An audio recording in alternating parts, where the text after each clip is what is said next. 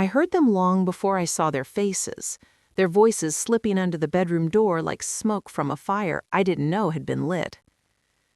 "She's been in that bed for 3 weeks now," my oldest son Benjamin said, the same measured tone he used when he closed million-dollar deals. "The doctors say it could be months before she's steady on her feet again. We need to start thinking practically." "Practically," my daughter-in-law Jessica repeated, tasting the word like expensive wine. "The lake house has to be worth $4 million now with the Reno and the extra acreage. If we list it before spring, we avoid the summer rush." My youngest Ryan laughed, actually laughed. "I already talked to an estate agent. They can stage it in 10 days if we clear her stuff out fast. Mom won't even notice. She barely leaves that room." I lay perfectly still under the quilt my mother had sewn the year I married their father, heart fluttering like a trapped bird against my ribs, pretending to sleep while my children carved up my life like Sunday roast.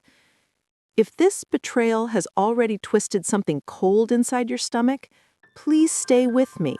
Subscribe to Her Side, because I promise the ending is worth every second of the pain it took to get there. The afternoon sun slid across the hardwood floor in dusty gold bars, the same way it had every summer for 41 years. I could smell the lake through the cracked window, wet stone and pine needles and the faint sweetness of lilacs that grew wild along the path to the dock. This house had watched me rock babies on the porch, teach teenagers to water ski, kiss my husband goodbye the morning the ambulance took him away forever. And now my own children were measuring its square footage for a listing price. I kept my breathing slow and even, the way the nurses taught me after the stroke, counting each exhale like it might be my last. My eyes stayed closed, but every word they spoke sliced deeper than the last. "We'll keep the antique dresser," Jessica decided, as if I were already gone. "It'll stage well. Everything else can go to auction. Honestly, who wants old lady linens?" Benjamin's voice dropped lower, conspiratorial. "The brokerage account reverts to us on her death, right? Dad set it up that way?" "Joint with right of survivorship. Once the death certificate is filed, the money's ours the same week. We just have to keep her comfortable until then." Comfortable. The word lodged in my throat like broken glass. I tasted metal, fear mixed with something darker, something that felt a lot like hate. They weren't even trying to whisper anymore. They were standing right outside my door, making plans the way other families planned birthday parties. I heard the rustle of paper, Jessica pulling up listings on her phone, showing them comparable sales and pointing out how quickly properties moved at this time of year. "Think about it," she said, excitement sharpening her voice. "We could all be debt-free by Memorial Day. Private schools paid off, that second home in Scottsdale. Finally!" I wanted to sit up and scream until my lungs gave out. Instead, I curled my fingers into the quilt and listened to my children carved up my life like Sunday roast. That was the moment the tears came, silent, scalding, soaking the pillow beneath my cheek. That was also the moment I stopped crying and started planning. The nurse came in an hour later, her shoes soft on the old pine floors. She checked my IV, adjusted the oxygen tubing under my nose, then leaned close enough that I smelled peppermint on her breath. "Mrs. Whitaker," she whispered, "your family is still in the kitchen. Should I tell them you're awake?" I opened one eye just enough to meet hers and gave the smallest shake of my head. She understood immediately. She'd seen this before. "I'll give you a few more minutes," she murmured, and left the door exactly as it was. The voices drifted in again, like poison. A week earlier, I'd been folding laundry in the boathouse when the dizziness hit. One minute I was matching socks, the next the world tilted sideways and everything went black. When I woke in the hospital, they told me I'd had a massive stroke. Temporary paralysis on my left side, speech affected, the whole terrifying package. They moved me home to the lake house for rehab because it was ground level, and I refused a nursing facility. My children arrived the first day like mourning doves. Solemn faces, bouquets, promises to take care of everything. I believed them. I actually believed them. Now, I knew better. The proof came the next morning. I'd managed to drag myself to the rollator and shuffle to the little desk in the corner of my bedroom, the one my husband Richard had used for paying bills. My laptop was still there, lid closed, exactly where I'd left it. I opened it with trembling fingers and logged into the banking app I hadn't touched since the stroke. The balance made me sit down hard.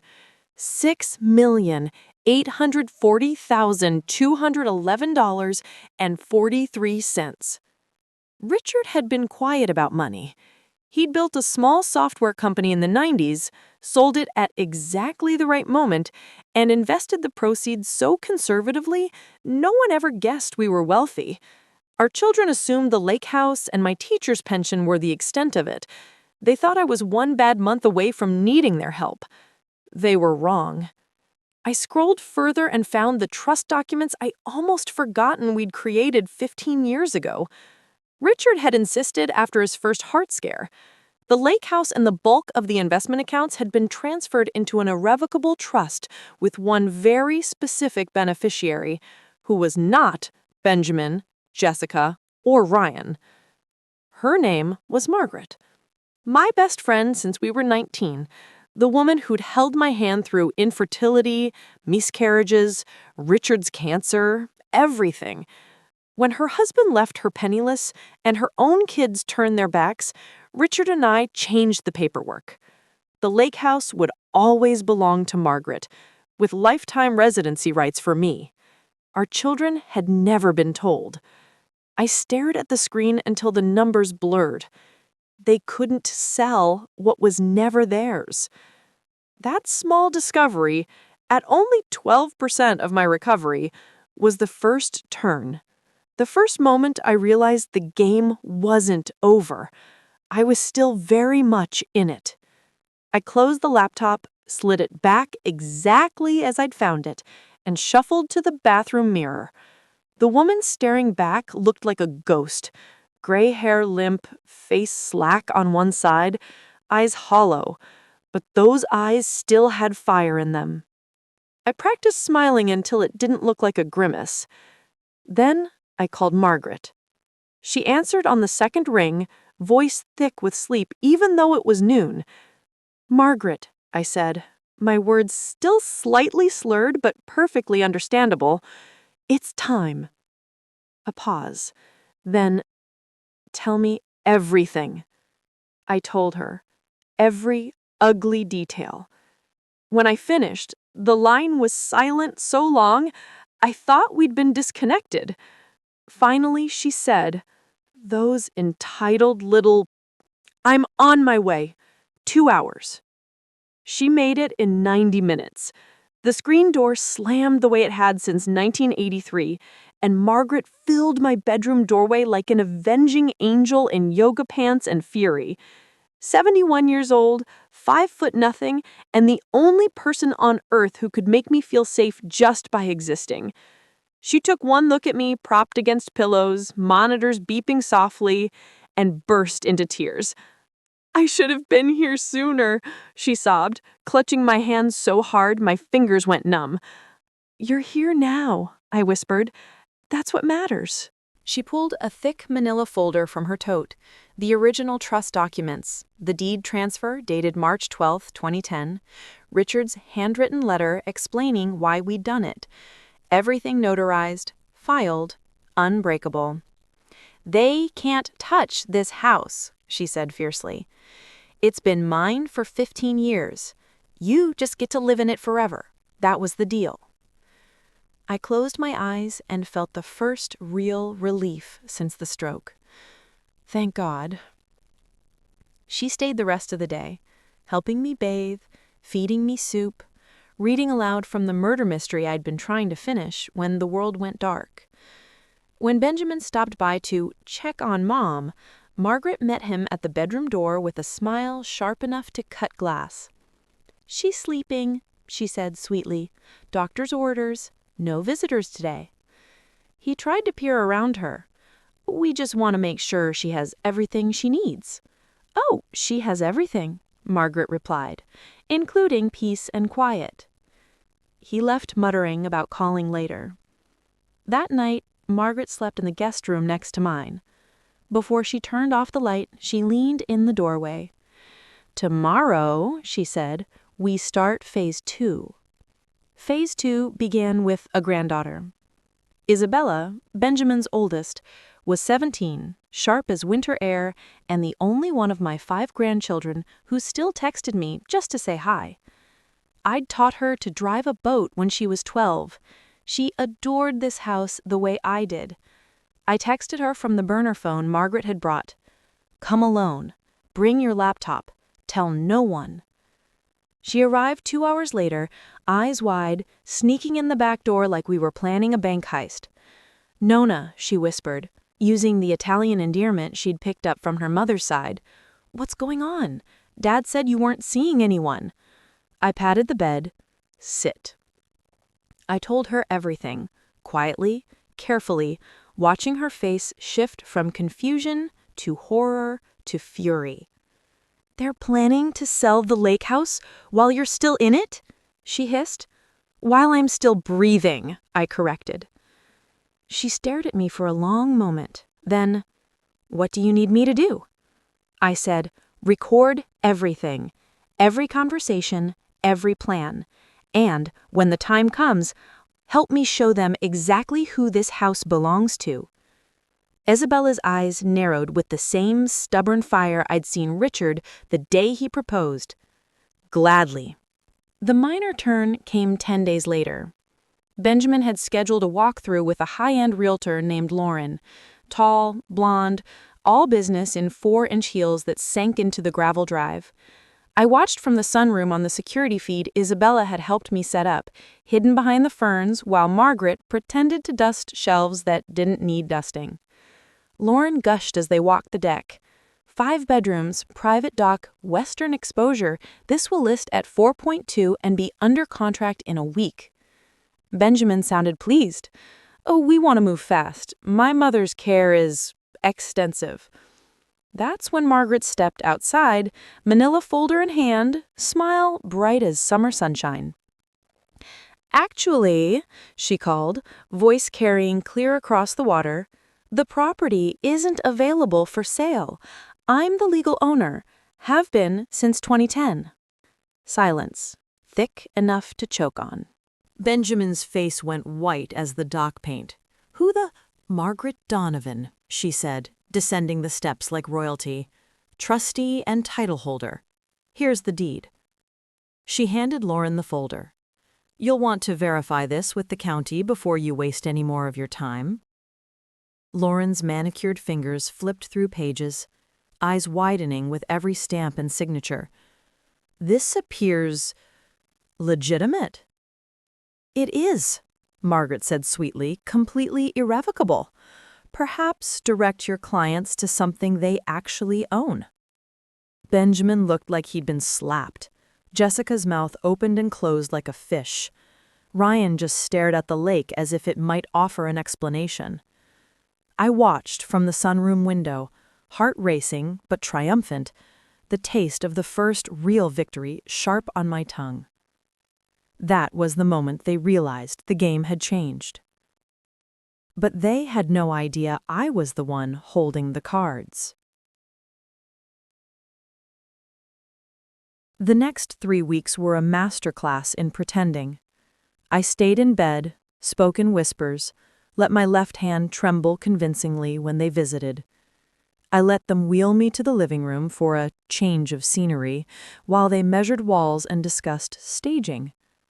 I let Jessica pat my hand and promise that the facility we found is really lovely, Mom. You'll have your own little apartment. I nodded weakly and memorized every word.